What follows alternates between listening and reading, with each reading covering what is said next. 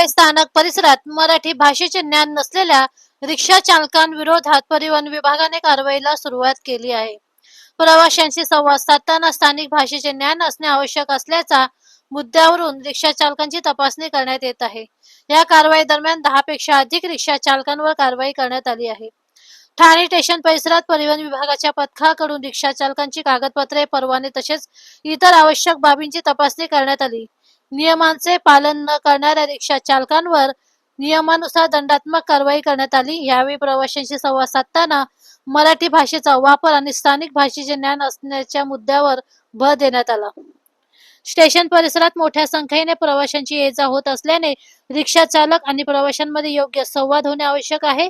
त्यामुळे रिक्षा चालकांनी परिवहन विभागाने घालून दिलेल्या नियमांचे पालन करावे असे आवाहन यावेळी करण्यात आले. दरम्यान अचानक सुरू झालेल्या ह्या कारवाईमुळे ठाणे स्टेशन परिसरात काही काळ चर्चेला उधाण आले. रिक्षा चालकांवर नियमाची अंमलबजावणी करताना सर्व चालकांना समान निकष लागू करावेत अशी मागणी काहींकडून करण्यात येत आहे. परिवहन विभागाच्या ह्या कारवाईनंतर शहरातील इतर प्रमुख रिक्षा स्थानकांवरही अशाच प्रकारची तपासणी होणार का, याकडे रिक्षा चालक आणि प्रवाशांचे लक्ष लागले आहे. आगामी काळात ही मोहीम अधिक तीव्र होण्याची शक्यता व्यक्त केली जात आहे.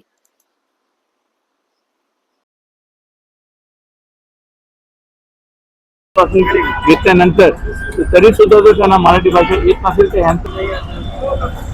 मराठी येते. मी शुद्ध पॅसेंजर आहे. मला बोललो दादा गाडी सावकाश चालवा. म्हणजे काय बरोबर. तुम्हाला मी म्हटलो गाडी उजवीकडे वळवा. म्हणजे काय